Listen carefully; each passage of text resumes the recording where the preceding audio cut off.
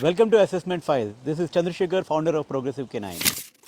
The parents reported several behaviors, but they all sounded like separate problems. Pulling on the leash, barking from the balcony at the door, jumping on people, excitement, urination, not listening when he gets outside. First thing we saw was not aggression, it was actually arousal. Everything happened very fast. The pulling, the jumping, the barking, even losing bladder control when he became excited. Then we looked at his attention. There wasn't any. Once something interesting appeared, Yuki stopped noticing the person holding the leash. We didn't see a dog making decisions with his handler. We saw a dog reacting to everything around him. And that pattern was consistent. Indoors, outdoors, guests, walks, different behaviors, same mechanism.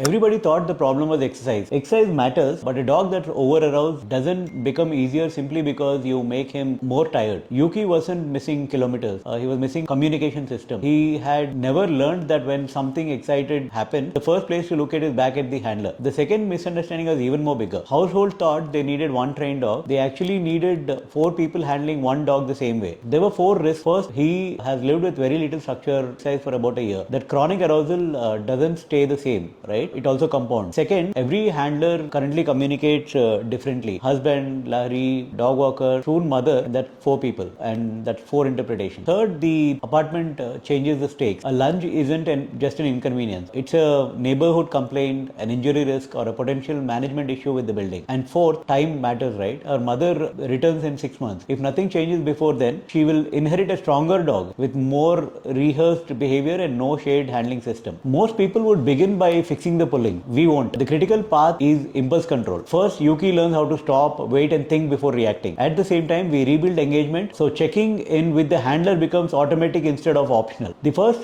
thing we asked them to commit to wasn't a kind of a homework. It was consistency. Every weekend, Lahari comes to the campus, learns exactly what Yuki is learning, not to just watch, but to also become a part of the protocol. Then, before Yuki comes home, we build the transition into the apartment instead of hoping it works. Finally, when her mother returns, she doesn't inherit someone else's training. She gets onboarded into the same system with the same written protocol. So Yuki never has to guess what the rules are depending on who's holding the lead. That's the difference between teaching behaviors and building a household that can keep them.